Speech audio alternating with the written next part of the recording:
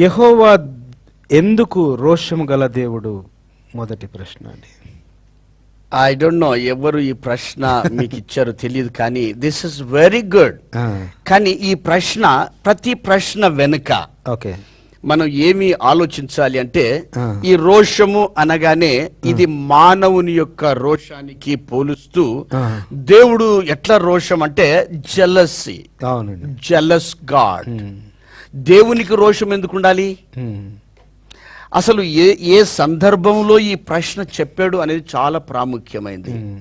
మనం నిర్గమాకాండంలో ఒకవేళ మనం గమనిస్తే, సీనాయి కొండ మీద, అంటే ఆ యొక్క ఐగుప్తు నుండి ఇశ్రాయేలీలను 400 సంవత్సరాల బానిసత్వము, ఆ యొక్క ఇనుప కొలిమిలో నుంచి వారిని విడుదల చేసి, వారి దేవాది దేవుని యొక్క ప్రేమను వారికి చూపించి సీనాయి కొండ దగ్గరకు వచ్చినప్పుడు ఒక నిబంధన చేస్తున్నాడు. వారికి కొన్ని ఆజ్ఞలు ఇస్తున్నాడు. ఈ ఆజ్ఞలు ఇవ్వటము ఎవరికి అంటే, it is like his own people, తన స్వంత ప్రజలకు. అక్కడ ఆయన ఏం చెప్తున్నాడంటే, ఈ 20వ అధ్యాయంలో, నేను దేవుడనైన యెహోవాను, నేనే. ఓకే, నేను దాసుల గృహమైన ఐగుప్తు దేశములో నుండి నిన్ను వెలపలికి రప్పించి తిని, నేను తప్ప వేరొక దేవుడు నీకుండకూడదు. పైన ఆకాశం అందే గాని, క్రింద భూమి అందే గాని, భూమి క్రింద నీళ్ళ అందే గాని ఉండు దేని రూపమునైనను విగ్రహమునైనను నీవు చేసుకొనకూడదు, వాటికి సాగిలపడకూడదు, వాటిని పూజింపకూడదు అని చెబుతూ, ఏలయనగా నీ దేవుడైన యెహోవానగు నేను రోషము గల దేవుడను. అంటే ఈ యొక్క విగ్రహారాధన, నిజమైన దేవుణ్ణి విడిచిపెట్టి ఆ యొక్క విగ్రహాల కంటే దేవుడు సృష్టించిన సృష్టాన్ని పూజిస్తున్న సమయం ఇది. అటువంటి ప్రజలతో ఏమంటున్నాడంటే, ఇదిగో మీరు నా ప్రజలు. It is like a love. God wants us to tell this is a love. Love between wife and husband. ఆ ప్రేమికులకు ఉండే ఆ ప్రేమను చూపించాలంటే ఆ రోషం అనేది అక్కడికి రావాలి. అంటే ఐ కెనాట్ బేర్ ఇట్, ఇది నేను సహించలేను, నీ దేవుడైన యెహోవా నేను ఒక్కడనే, కాబట్టి నువ్వు వేరే దేవుళ్ళ వైపు వెళ్ళటానికి వీల్లేదు, విగ్రహాలను చేసుకోవటానికి వీల్లేదు. అంటే ఇట్ ఈస్ అ పొసెసివ్నెస్. అంటే ఇక నీవు నా కొరకే ఉండాలి, ఎందుకంటే నేను నీ దేవుడను, నేను ఎంతగా ప్రేమిస్తున్నాను అని చెప్పటానికి ఆయన చెప్తూ ఏమంటే, నేను రోషం గల దేవుడను, I cannot bear it. Okay, ఒకవేళ ఉదాహరణ మనం చెప్పాలంటే, if you love your wife more, ఒకవేళ నీ భార్య చాలా ప్రేమించినాం అనుకుందాం, we don't want that she should అంటే తప్పిపోవటానికి వీల్లేదు. ఆ లోపల ఆ యొక్క this is called the holy jealousy, పవిత్రమైన రోషం ఇది. అంటే మానవుల యొక్క రోషం ఉంది, అలాంటి రోషం కాదు ఇది. ఎందుకంటే దేవుడు పరిశుద్ధుడు.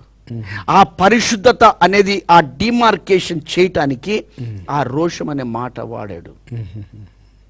ఈ మధ్య కాలంలోనే నేను ఒక వేరే ఇంటర్నేషనల్ టీవీ ఛానల్ చూసినప్పుడు, ఒక టీవీ షో కండక్ట్ చేస్తున్న ఓప్రా అనే షో, ఆవిడ కూడా జెలస్ గాడ్ అని చెప్పినందుకు గాను ఆమె ఆ యొక్క బ్యాప్టిస్ట్ చర్చ్ నుంచి, సభ్యత్వం నుంచి తీసేసుకొని, మరి ఆమె దేవుడు లేడు అనే దిశలో వెళ్ళిపోయిన ఆమెకి అనేక మంది చెప్పి చూశారు. That's a good programme. కానీ ఇక్కడ ఏమంటే, ఏ సందర్భంలో ఎందుకు దేవుడి మాట అంటున్నాడు? పీపుల్ అంటే ఈ ప్రజలు కేవలము ఆ వాక్యాన్ని మాత్రమే తీసుకుంటున్నారు, దాని ద్వారా ఒక డాక్టరీని బిల్డప్ చేయడమో లేక అభిప్రాయాన్ని సేకరించుకోవడం జరుగుతుంది. అసలు ఎందుకు దేవుడు నేను రోషము గల దేవుడను అన్నాడు? ఈ రోషము గల దేవుడని అనటానికి ఇక్కడ నేను చదివాను, ఈ బైబిల్లో ప్రతిదీ క్లియర్గా ఉంది.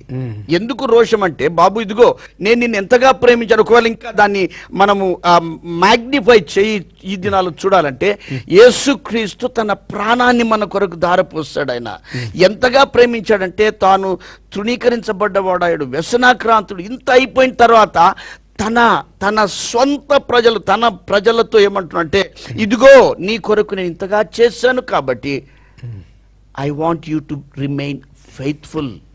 నమ్మకంగా ఉండాలి. నువ్వు ఇక అటు ఇటు వెళ్ళటానికి ఈ విగ్రహారాధన అనేది ఒక వ్యభిచారం. ఇది అలాంటి దానికి తిరిగి నువ్వు వెళ్ళకూడదు అని ఆ రోషం అనేది చూపిస్తున్నాడు తప్ప it is no other sense in that. యెహోవా రోషం గల దేవుడు అంటే ఏంటండి? అంటే తాను ఇక వేరేది తన కళ్ళతో తాను ప్రేమించిన ప్రజల జీవితంలో వేరేది చూడటానికి ఆయన ఇష్టపడటం లేదు. సింపుల్. Okay, simple. అంటే ప్రేమించేవారు ఏ విధంగా ఉండాలి, ఎందుకొరకు దేవుడు వీరిని అసలు ఈ ప్రజలను ప్రత్యేకించుకున్నాడు.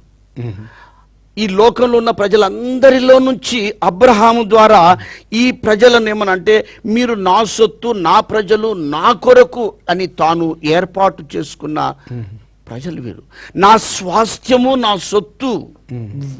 ఇటువంటి ప్రజలు తిరిగి విగ్రహారాధనకు వెళ్లకుండా ఉండటానికి ఈ మాట చెబుతున్నాడే కానీ there is no other meaning in it. Okay.